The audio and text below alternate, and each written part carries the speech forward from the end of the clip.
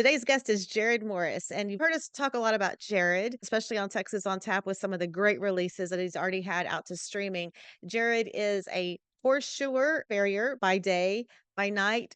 He is a singer, and in between all of that, he's a phenomenal songwriter. So you want to get to know Jarrod Morris, you don't want to miss it. Coming up right here on the Texas Toast Podcast. Let's go.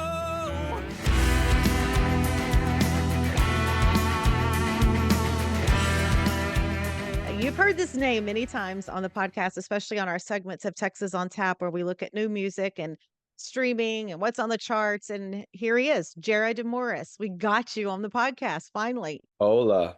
How's everybody doing?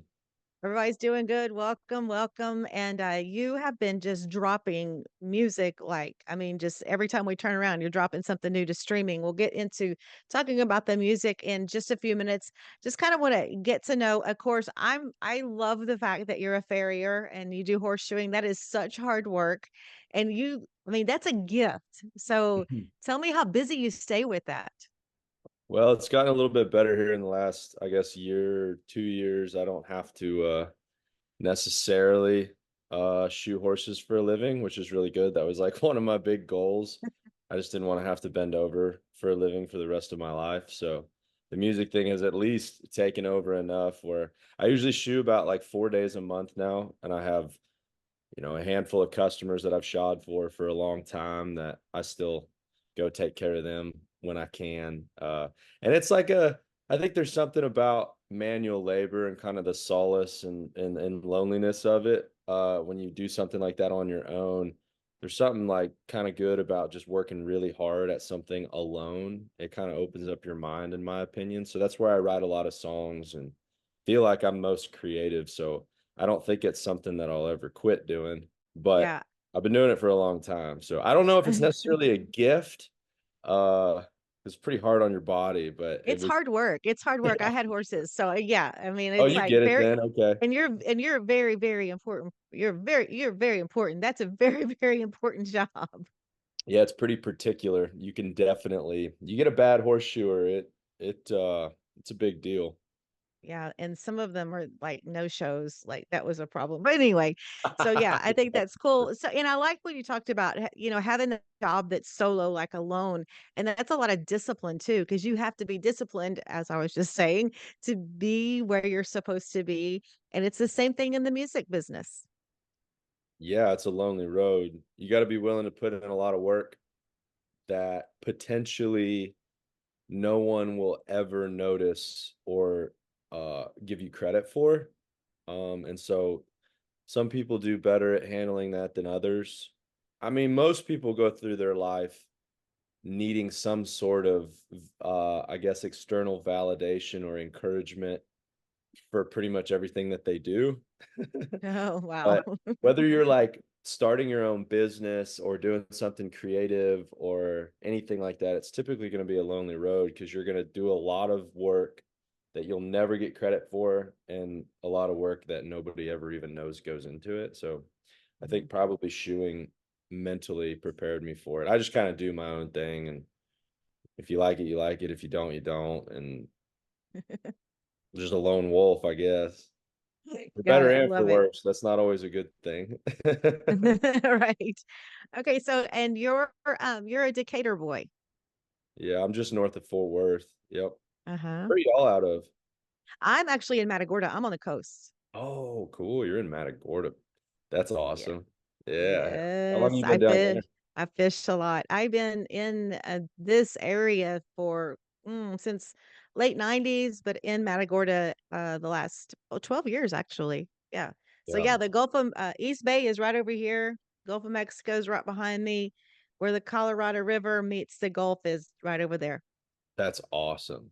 Yeah, so I'm on the water a lot. I fish a lot. You can see some of my fishing pictures back there. That Heck was like yeah. my trophy trout. Like, yeah, that was a huge catch. I like Yeah. to fish Cool. top water. Yeah, and Oh, then yeah. So anyway, but yeah, I'm in Matagorda, and but back to you. So when you were growing up in Decatur, what was it like when you were younger? Did you sing when you were younger, or was music something that you found when you got a little older? What's your story with that?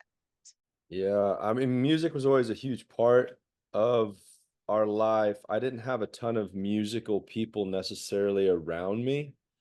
Um, but my parents and I have two older sisters too, and a lot of my uncles and stuff, they all had really good taste in music. Obviously, you don't know that until you get a little bit older because you just Mhm. hear whatever they're listening to. But as I got older, they were into some really, really good stuff.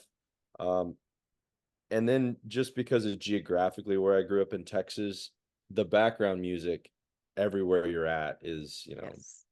at that time it was like 90s country and early 2000s country and a lot of the classic stuff. It's just almost reverberating in the back of your head subconsciously all the time. So that was always a huge influence on me. But a lot younger growing up, like my dad was a big Allman Brothers fan and Bob Seger and John Mellencamp and Sting, Dire Straits, like all that type of stuff. And then as you get a little bit older, you start like whatever. We all go through like the punk rock phase and the rock. Right. You just kind of figure out what the heck you even like. And it wasn't until I got a little bit older and probably into college that I got more interested in the songwriters and a lot more Mhm. like probably folk music. Yes. So Towns Van Zandt and Guy Clark, and there's a lot of like deep cut type people that probably people have never heard of that I got super into.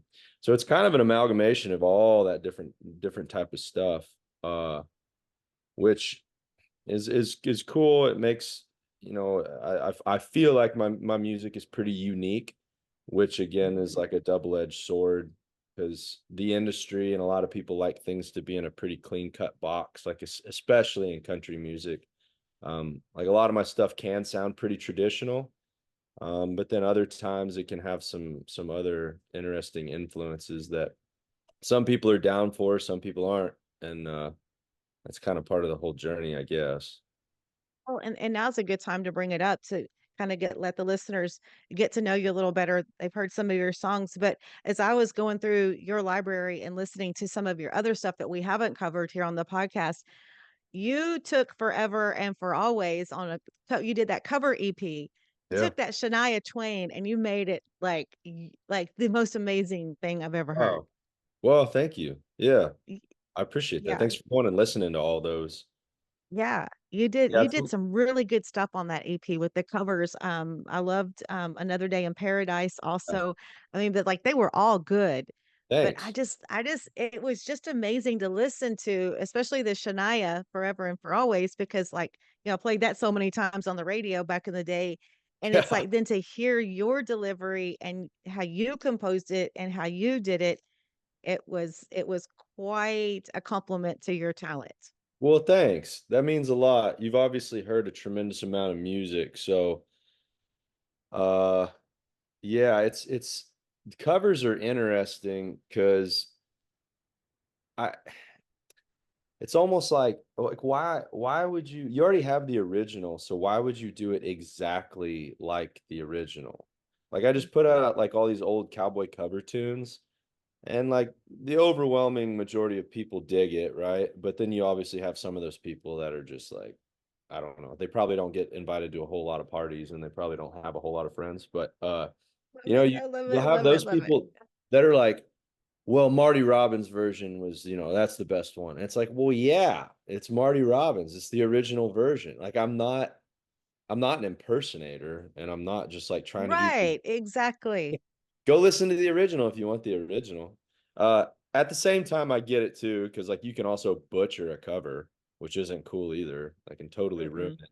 So I typically like to try to take some. That's why I like doing it, even covering a lot of females, because inherently, just because I'm a dude, it's gonna sound different naturally, and it's probably gonna be in a lower key, so it's just gonna have a different vibe.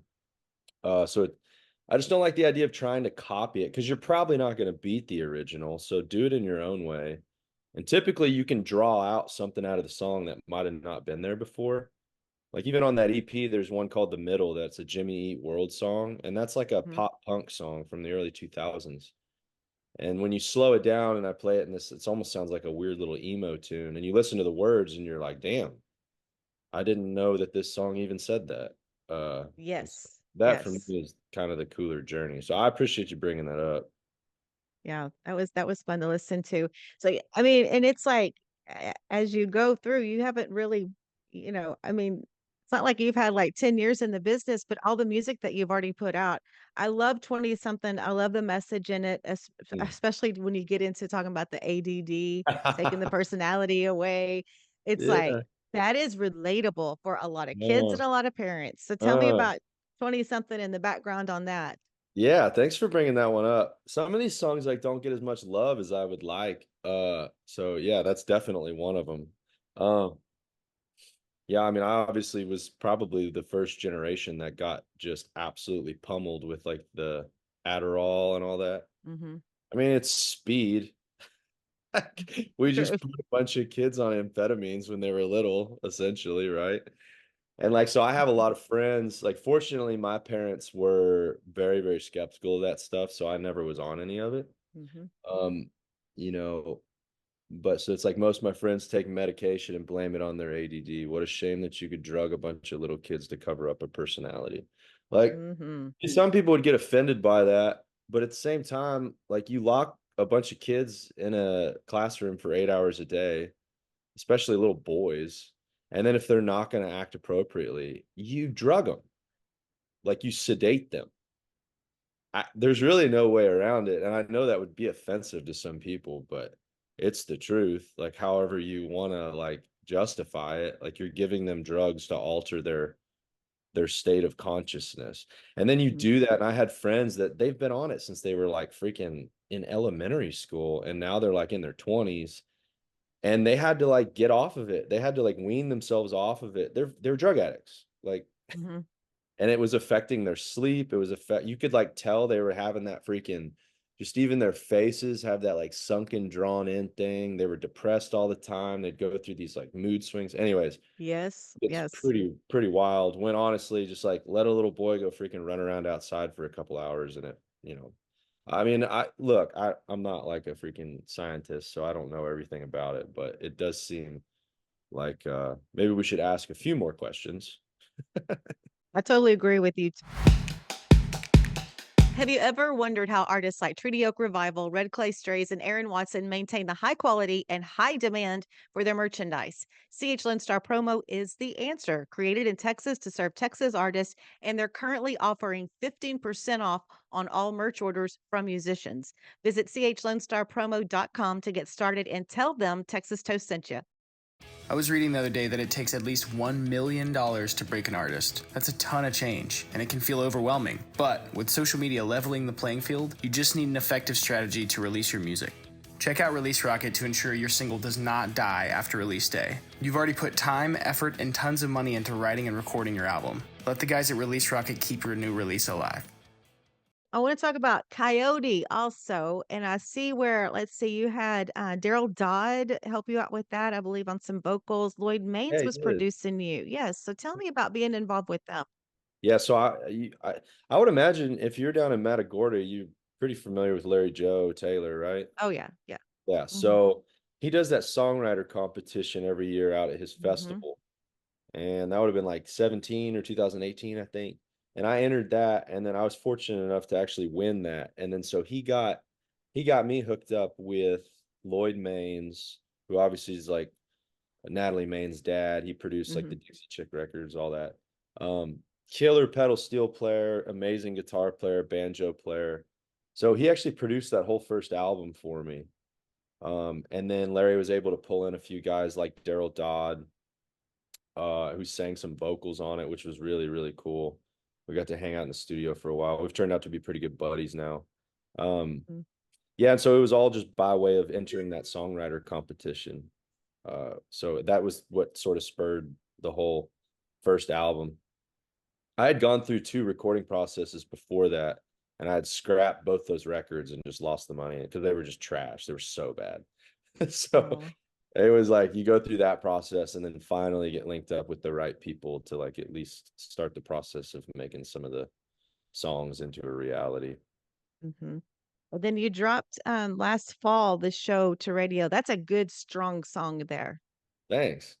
Yeah. I Oh, mean, it's a good time. I was actually I like to play poker. That's like one of my favorite things to do. And I record up in OKC like almost every single week, and they got a bunch of casinos up there. So I usually record and then I go play poker for a few hours at the end of the night or something. And there was one night I was playing, it was probably like 1 a.m. and I was about to be done and quit. And then this guy stumbled in and sat down across from me. And you could tell he was like freaking super coked up, like out of his mind. Oh, no. Oh, Eyes were no. all freaking bugged out. He sat down with a bunch of money. And I don't know if you're familiar with people on La Coca, but they go through pretty significant mood swings and they go through like this phase of like extreme confidence, right? And delusion. But then on the come down, they get that it's like that dopamine depletion where they like get depressed almost and then they like become like paranoid. So this guy sat down and he was not a cool person either. He was like super aggressive and he was just kept talking trash to me. So I ended up playing cards with him till like 9 a.m. or something. I just stayed there and I took all of his money. Uh, and then I left that morning and on my way to the studio that next morning, I wrote that song. I stopped at like a little coffee shop and then wrote it on the side of the road.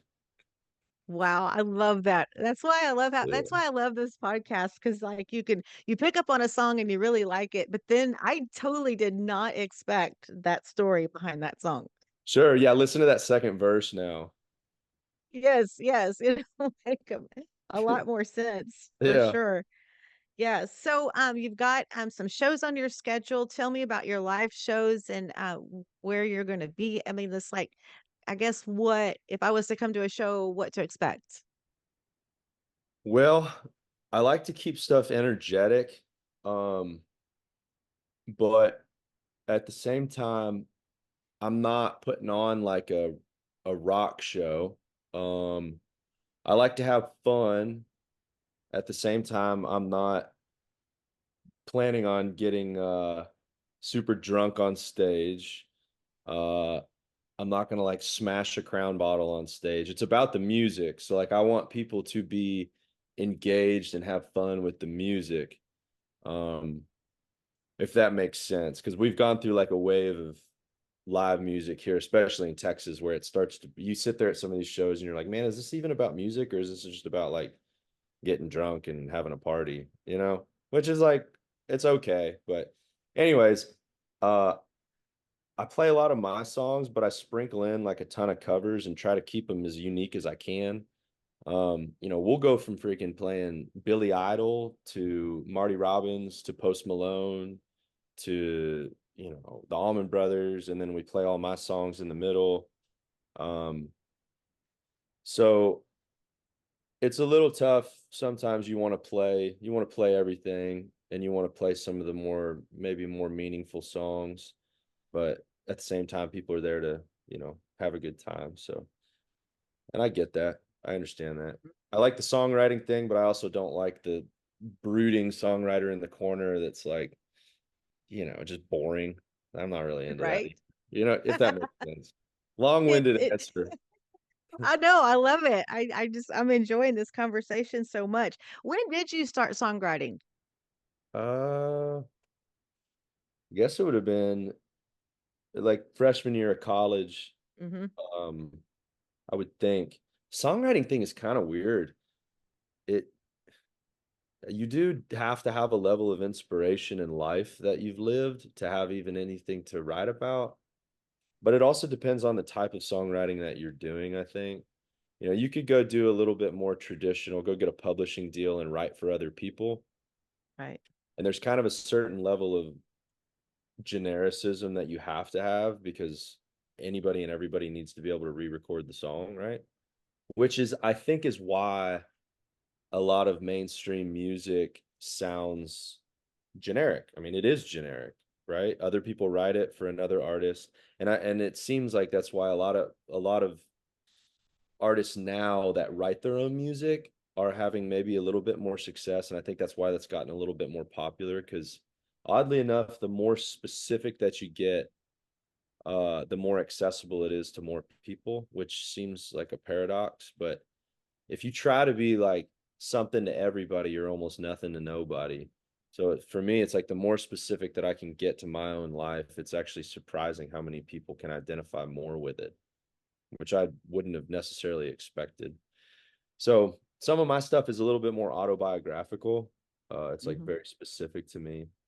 Um, but I guess I just kind of learned how to put a song together. Like, how do you make a melody that moves into a chorus, and then how do you like write for a hook, and how do you build something lyrically in a story? Those are all sort of tools that you keep in your belt. But then at some point, you have to almost dig a little bit deeper and try to figure out, okay, now how do I use those tools to like really describe who I am and what I'm living and what I've experienced. Hopefully I don't sound like I've got it all figured out. That's not what I mean. Mhm. Mhm. Because I'm still trying to just figure out how to do it. But it's like you almost go through stages of getting better at it. And then you hit a point where you're almost like, well, maybe you know, I don't know. It's like the more you know about something, you realize you don't really know that much about it.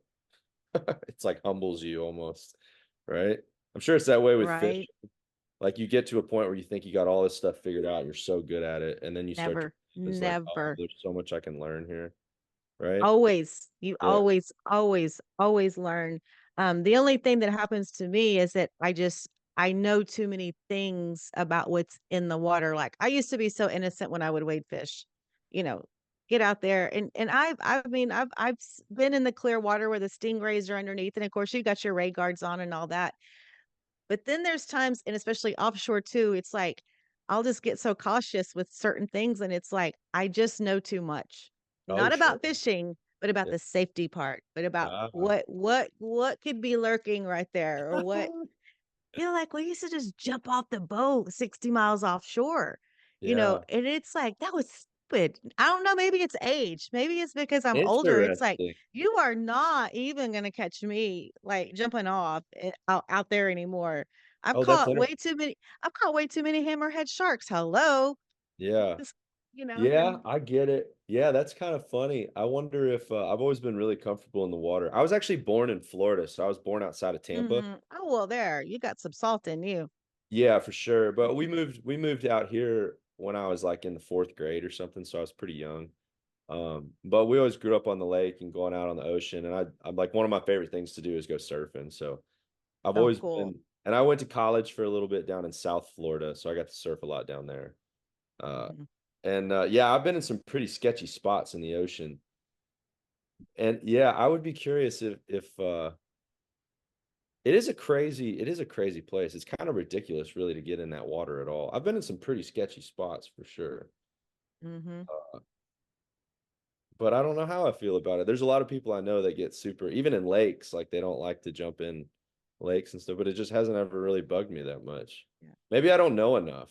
I need to. I don't know. I don't know. I think it's just I've spent there was a time where I spent more time on the water than I was actually on land with fishing all the time. And it's like, not to say it is my joy. It is my passion. I love being on the water, and like if I go for a period of time like I have recently, it's like there's just something missing in my soul if I haven't been out there. It's like Yeah. it's just that feeling, and then the challenge of fishing, and I fish hard, but it's like, but there's a lot. There's just certain things now. I don't know, after, you know, wade fishing in the fall and the winter, and you have your waders on and all the heavy boots, and then you're layered up, and then you happen to hit that part where you hit the mud in the bay and it takes you down. I look like Lucy. I mean, it's like Uh, Lucille Ball in East Bay. yeah. But, then it's like, no, you just need to back up when you hit that mud. But I'm like, all I'm focused on is I see bait working and I want to get there. Sure. And it's like, this is so funny that we're talking about this, because the other day, I actually had one of our younger musicians that I've watched her grow up. And anyway, I was having a conversation, and fishing got brought up. And then there was another conversation, and how I like to throw top water. And it's all in presentation.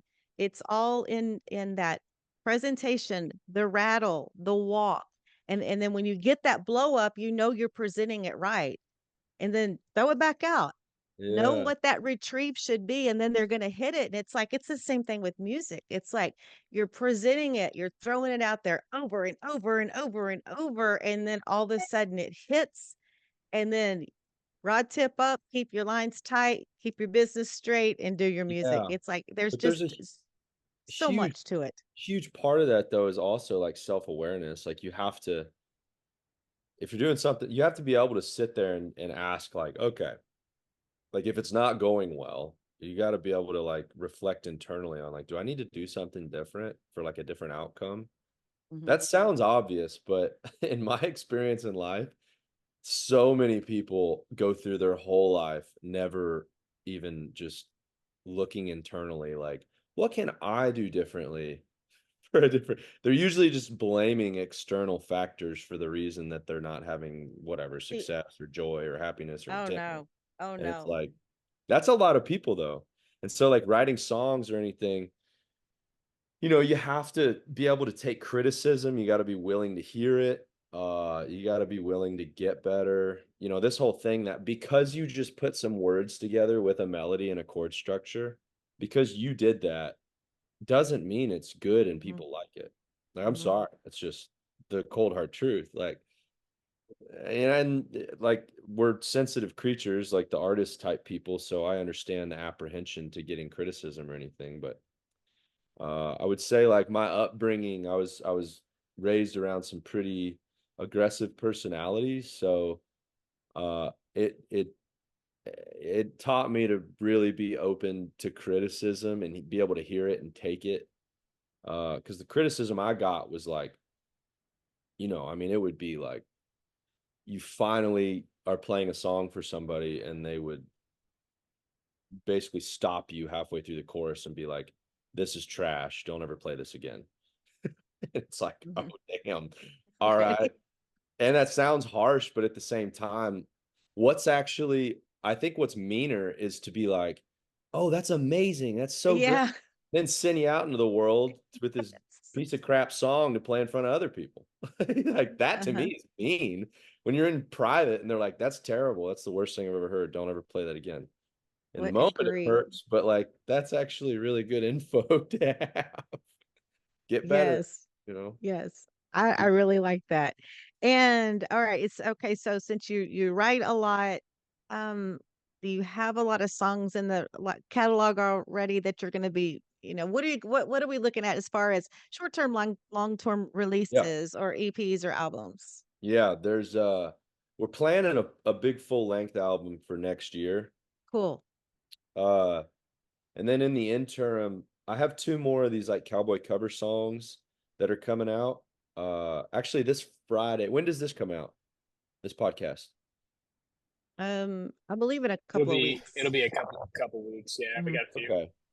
Yeah. Well, so Doggone Cowboy will have already came out. That's a Marty Robbins cover tune. Uh And then I have two more coming out. One, Master's Call, which is a Marty Robbins song, and then Strawberry Roan, which is a Marty Robbins song. And then after that, going into the end of the summer and into the fall, I have, probably two or three singles that I'm going to release as well. They kind of have like a lot of what we've been doing is this sort of merging of like folk rock, but with some of this like almost grunge Mhm. uh, like it's like a folk rock grunge type thing that's like sort of getting mashed together, sort of difficult to describe, but a lot of acoustic instrumentation, and it still has like banjo on it and stuff like that. But structurally, the songs, I don't know, like there's like one of them in mind that I'm thinking of right now that my wife was like, "Oh, let me read it to you." It was actually the best description I've ever heard of it. Let me see if I I can love this. real quick. Uh, because it's really tough to describe things sometimes when you're just merging Mhm. influences all together. I hope I can find this. Sorry, I gotta find it. It was so great. You Uh, look for it. ah, Well, while you're looking for that, I understand you have a podcast also. I do. Yeah, we need to have you on that. I I do it up want here. to. That would be Yeah, I too do it up fun. here near Fort Worth. As you can tell, I Okay. like chit chatting with people. So Yes. Uh-huh. I don't know. I can't find it, but she said it was like she was like, if it was something like if Blink 182 and Gary Allen, um, Cool. ended up making like some freaking folk song for like a rom-com or something. It was some ridiculous and it was so perfect. I was like, "Oh my gosh, I have to steal that. That was so good." But yeah, I mean, you're just kind of slamming those worlds together. It's still always my voice, so I think that that's like definitely the common thread. I don't like Yes. something different or something like that. Yes. But Okay. Well, I like that. And that gives us something to look forward to. And then for you to come back on the podcast. So when all that new stuff comes out, we can talk about it some more. And of course, Kyle and I are convinced that you should be doing some of your music or you should be on Yellowstone. Like you should go shoe some oh, horses cool. there and sing for them. I mean, like if Uh, that's what I'm just saying. I'm a huge supporter of that. So if you guys could just, make that happen Wouldn't for that be? I know. me. Yes. Okay. Well, it's time to wrap it up. Is there anything maybe that I didn't cover that you want to make sure you get out to our audience? It's just you come to a live show. I think people are Mhm. typically, maybe surprised isn't the right word, but I think they're I don't know what the right word would be. Obviously you put out your first record and you're lighting a cigarette with a hot horseshoe, Oh, and love it. that Yes, yes. definitely puts makes people probably put me in a certain box, which I am Yes. in. But then when they come to the live show, it's like, damn, you just played Dirty Laundry by Don Henley? Like, what? So and then it pulls them into my world a little bit. Like I'm all about like being an individual and being authentic and being genuine to like who you are. The type of idea that like if you walked into a house party and somebody came up to you and was like, "Why are you wearing that shirt?" It's like, don't look down, look them dead in the eye and be like, "I like it." Okay? Why are you wearing that shirt? You know? Just like Mhm. do what you want to do, like to a certain degree. Like Right, right. be confident in what you're into. I'm really attracted to people that just like things regardless of if anybody else likes it, right? They just like Mhm. it themselves. And I think that's a part of growing up, whether it's how you decorate your house or how you dress or the car you Certainly, certainly. you know, just do what you want to do and like be confident in it because that's like a cool energy to have, which is great at my live shows because most of the fans and people that come to my shows are people I would want to hang out with, Mhm. which not every artist can say that. And I think that's a byproduct of like I sticking to like that. who I am. That way, the people that like my music, I mean, it's part of me. So of course we'd probably get along. Mhm. Love that. Okay, well, we look for exciting upcoming things to come from you. Of course, we will be following along. Thank you so much, Jarrod Morris, for coming on the podcast. Yeah, thanks for taking the time. I appreciate y'all.